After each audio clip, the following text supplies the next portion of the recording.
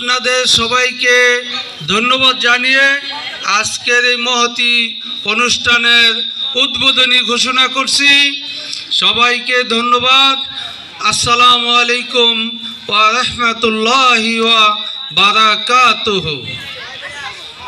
মৌলানা AKM Yusuf সাহেবকে তার মূল্যবান দাস পেশ করার জন্য অনুরোধ করছি।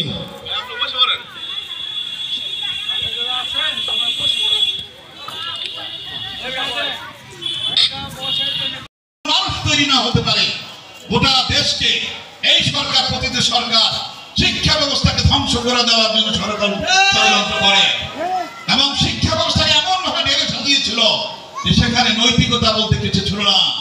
হিন্দু হোক, বৌদ্ধ হোক, খ্রিস্টান হোক, মুসলমান ফেলে অসৎ চরিত্রের মানুষ তৈরি হয়। এরকম গোটা বাংলাদেশকে সেকুলার পদ্ধতিতে সেকুলার রাষ্ট্রের মতন একটি নাস্তিকতাবাদ তৈরি করার সরকল্প নিয়ে তারা শিক্ষা ব্যবস্থাকে সাজিয়েছিল।